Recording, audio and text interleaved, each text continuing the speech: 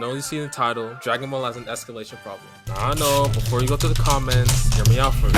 My friends and I were talking about this a couple days ago, about how Goku has to watch his best friend die in order to become a Super Saiyan. Yet Goten and Trunks can become Super Saiyans just because they feel like it. It feels like Goku's transformation was the only one that has some sort of weight to it. That's exactly what we'll be going into today. We'll be telling you the whys and the hows. Roll intro. What are some examples of escalation in Shonen? Gurren Lagann, Simone went from freeing Gihao Village to piloting a mech half the size of the universe. What about you guys? Yu-Gi-Oh! In the first season, it was from a boy who loved card games. Now they're fighting physical gods from ancient Atlantis and ancient Egypt. In season 5, the villain wanted to destroy space and time, rewrite history so that the villains won in the past. What about you, Lucas? Yo, mine. Jesus. Sorry, on the Yu-Gi-Oh thing. Bro, what? Yes. And that's just regular Yu-Gi-Oh. Go ahead, Lucas. And mine's was 7 Deadly Sins. Now, wow, listen, no surprise right? there. Listen, all right. Meliodas simp in the house. And who's that? Oh, it's Mr. MVP, Simp! Yeah. I know the newest season was a bummer, all right? And for any of all the seasons you fans out there that actually listen, for any of the, don't listen to these haters, all right? For any of the fans out there that actually watched, okay, read the manga and actually watched, you know, Oh no, that 7 Deadly Sins has one of the greatest stories in anime. Said it. Anyway. Point is, it's never would have found that out. All right. How are you gonna know about the story in the last season? I mean, bro, if I wanted to watch stills, I honestly would have just read the manga. Wow. And if I wanted to see, it's whole show's like one frame per second. I mean, yeah. It was just that one season. Okay, might as well watch hentai too if you want to get any type of storyline out of it. Yeah, sure. That's okay. All right. Sorry, Lucas. Go ahead. Cancel. All right, Cancel go ahead with your example. Anyway, it started out with the 7 Deadly Sins, these knights, Elizabeth trying to find them, and it was a journey of trying to find each member. Who's Elizabeth again? Okay. Go ahead. Wow. Okay. Okay. Anyway, it started out like that, on a journey to find each member. And then it progressed to them fighting the 10 Commandments, and then progressed to then Meliodas fighting his father. So escalation takes many forms in a story. Stories need escalation. It gives stories depth and causality. There has to be problems that are solved in the story in order for things to progress, whether it's the power system or the characters inside. So let's get specific, all right? You saw the title. How does Toriyama escalate Dragon Ball Z? They fight the villain, they get washed by the villain, they go back to train, they come back, and then beat the villain. The Frieza arc, I would say, is the only arc in which that rinse and repeat process wasn't really a factor. That was the only time in which they didn't fight the villain, lose, train, then beat them. Let's just quickly address like how important Frieza is to Shonen in general, because I think that is the first time we've ever seen a power ceiling executed so beautifully well. Like, Frieza from the get-go was crazy powerful. I mean, he blew up a planet. So we knew from that moment onward, Goku would have to meet that threshold to even have a chance against him, much less beat him. That was the last time that happened. I was like really, really good, because with each new saga comes a greater challenge to overcome, and each new antagonist is always stronger than the last. Now, and Manny, I know you're going to agree with me on this. Each challenge is seemingly so insurmountable that despite all the training that they do, they always need a new form to finally overcome that challenge. But we're also missing the fact that only the Saiyans acquire more powerful transformations. Like Krillin, Yamcha, Tien, they was on the battlefield and training just like Goku, but yet Krillin now gave up fighting to go be a cop, and Yamcha's now playing baseball. And they're never, ever, ever, out of all the training they did, even before they decided to go do that, they would never, ever meet the strength of a Saiyan. Then, another thing of how Toriyama show escalation is, oh, people die, let's get the Dragon Balls, bring them back to life. Simple. Boom. The transformations just seem like a get out of jail free card. Isn't it weird that there's nobody else who could be protecting the Earth while they have to go off and train. Think about it. So the whole world is just defenseless while you guys have to go train. So now we don't got nobody here. We dodging key blasts and all that stuff because our superheroes like, oh, I need to get stronger. They come back, boom, in a flash. We're strong enough to fight. But then they still get equally trashed until Krillin screams, Goku! Boom. Now Goku has a new form. And now we're here. And now all of a sudden Goku's power level is on 1 million. And all of a sudden this villain who been trashing everybody. You know, I'm just a regular civilian, so I'm probably going. And I ain't gonna get wished back on the Dragon Balls. So that brings up a really interesting point. The character that set the course for the entire story, the events of Dragon Ball and Dragon Ball Z, was Frieza, and he blew up a planet. Next had Android 16, 17, and 18. Great characters. Absolutely love them. They also could blow up the planet. Then we had Cell, who could blow up the planet, probably the galaxy. After Cell, we had Boo. But now in Super, now what are we going to go to next? Solar systems, galaxies, clusters. Thinking in Super, we skipped the universe. It just went to the whole multiverse. Which, mind you, a bunch of them was already destroyed by the time it started. At a certain point, we're not going to care about what happens to these characters. Especially knowing that the Dragon Balls are just going to bring back everybody, which is what happened at the end of Super anyway. Because we all know that Goku was going to end up fighting Zeno and somehow reaching that level of power. We all know that. Eventually, it's going to happen. Which is always happening, like literally in Dragon Ball. It's literally a series to how to become a god. You could become a god. Here's how. All you need is a form. Like Goku. How do you...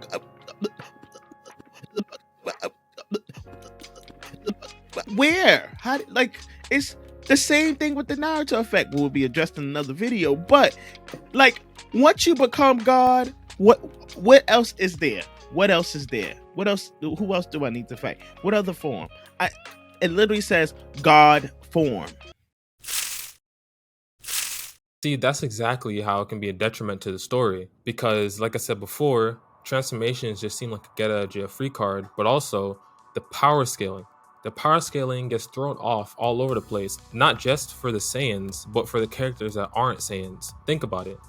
Whenever there's new characters that are stronger and stronger and stronger get introduced, who's the ones that beat them? The Saiyans. Who's the one that gets the new transformations? The Saiyans.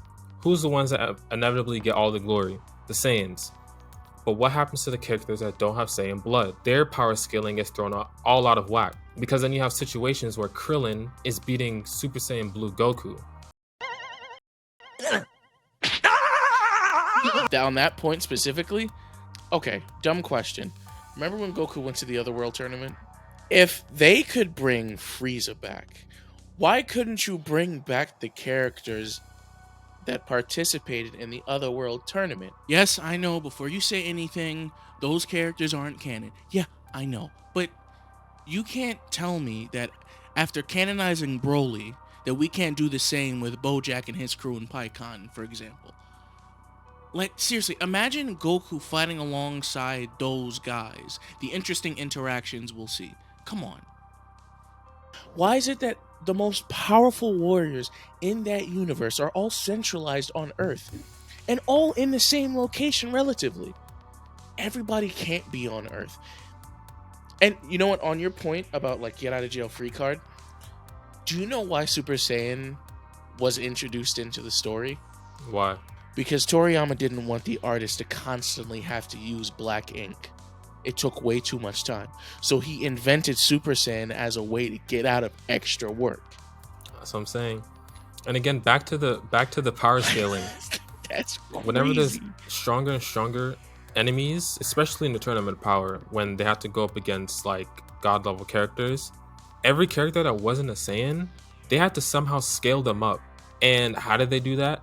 Just making it that way. There was no training arc. There wasn't anything that they had to go through to gain that type of power. They just became that powerful. They were just that powerful all of this time, I guess. It's like I guess all of Krillin's weight training added up to him being able to fight That's what I'm god saying. It's level like characters. if it, like Apparently so. as the story Apparently keeps so. escalating, it's like if you're not a Saiyan or a villain, you're not gonna get a power up. You're not gonna grow stronger. What's the point of training or showing the fighters actually training when all you need is for someone to die or be near death in battle? This is terrible to the story because it shows that a character does not need any development in the story to be strong. All they need is for someone to die. Also, speaking about dying, just remove the fear of death in DBZ. In Dragon Ball, just remove the fear of dying. There's no point because there's no point of crying over your favorite character in an anime, and all of a sudden they return with a wish from the Dragon Balls. Even the villains are getting returned with the Dragon Balls. It takes away so much emotion from the story. It also takes away the stakes because if you could just get wished back, then what's the point of there really are no stakes. There's nothing really to lose because you could just wish everything back. The power of the Dragon Balls, I think the Dragon Ball is what's the real issue here. We all know they're gonna beat the villain at the end, but good shonen progress the story in a way where if a character dies, they are gone. Attack on Titan is a perfect example of this. There are high stakes. You know that the protagonists are gonna win at the end, but at what cost? But in Dragon Ball, you could just wish them back. That thing right there, that point about power. Goku is a martial artist at his most basic. And as the series progressed, the numbers got bigger and bigger, and it got really difficult to tell what was skill and what was instinct. I mean, are you able to tell anymore who's using martial arts and who isn't? It always just comes down to that power. It's so flashy, you can't even tell if they're actually using martial arts to fight. Yeah, exactly. And like, what is this power? Is it key density or potency? This power is a vague concept that cannot be quantified. I think it is a crutch that Toriyama uses to close the gap between characters in terms of strength without giving them the time to actually develop those skills. Why? Because he is not able to write that. Scouters were introduced with Raditz at the beginning of the Saiyan saga. And their whole introduction, the whole concept of power levels, was simply a way to point out of how useless they were. That doesn't make any sense. Why? Nobody would have thought about power levels until you introduced that concept to us. We just knew Goku was strong because we saw how strong he was. He went up against strong opponents and showed his skills. This power level crap makes no sense. Why would you introduce something just to get rid of it, to prove a point that no one wanted you to prove? Because its power level is over 9,000, that's why. And exactly. The main point I'm trying to get is that Toriyama didn't have the time to actually have them train. So there's no real difference when it comes to skill and instinct. And then we went full circle with Ultra Instinct. He now has to ignore all the training that he had throughout all those years to rely solely on his instinct. Wasn't martial arts the thing that made Goku so powerful to begin with? It was that hard work. He was a low-class Saiyan. He trained. He concentrated. He perfected his skills, and that allowed him to be on par with Vegeta. And now we've gone back to now just relying solely on instinct. What does it say about Goku's skills when he relies on martial arts and he's still getting his butt kicked by people who rely solely on instinct? You guys ever heard of midichlorians? No. Yes, Star Wars. Yeah, so Saiyans have that too. They can use the Force. It's S cells. No, yeah, they can use the Force key. Makes sense. But Saiyans have something called S cells, which actually allow them to transform into Super Saiyans. I didn't know that. That was recently, not recently. It was a couple years ago. Someone translated an interview that Toriyama had, and he explained the whole thing behind S cells. That didn't have to be a thing. He didn't have to mention any of that. I don't know why he did. But it could have been just like, oh, this is a cool thing that Saiyans can do. Instead of, oh, the S cells give him this power. Sure. And I think the biggest thing that takes a hit and which always gets me mad in animes when they don't have any storytelling. Like, do they plan on having an end goal for this anime? Yeah, and that's what I believe is fundamentally wrong with Dragon Ball, is that it lacks story. There really isn't any story. It's just fights. There's nothing to chew on while you're watching. Yeah. Exactly. Too many transformations to keep up. The other character, if you're not a Saiyan, you're just left behind, and there's like no end in sight of this story, like this At all. And there's also no And- peak of power level. Like, There's no power ceiling. No, it just Zeno, he can destroy entire universes. But see, that's the issue. Zeno shouldn't be the power ceiling. He's the deity above everything. He should not be the power ceiling. Even in the past, before Goku, before Vegeta, I'm talking about like ancient Saiyans. You're telling me the highest level a Saiyan has ever achieved before Goku or Super Saiyan? I definitely agree with you. You mean that's what I'm saying? Like, what were these other Saiyans doing before the Saiyans we currently know to unlock power? You mean to tell me that they have no other power levels? They were just Super Saiyan 1 until Goku and all of them came along, and then all of a sudden, like, See, that's the funny thing, though. Sorry, go ahead. I was just gonna say, like, what about with Goku's father? So you mean Goku's father was just Super Saiyan 1 this whole time? But that's the thing. Like, the history of the modern day Saiyans started with the Saiyan Tuffle War. And the Tuffles had the technology to annihilate the Saiyans. So the fact that they only ever got to like Super Saiyan 1, there was so much tragedy around them that someone should have achieved much higher forms, or at least gotten way more powerful than that first form. Exactly. Unquestionably. Exactly. But like S cells, that's just a retcon. That's just something that they did later on to solve a problem that was created by the faulty writing.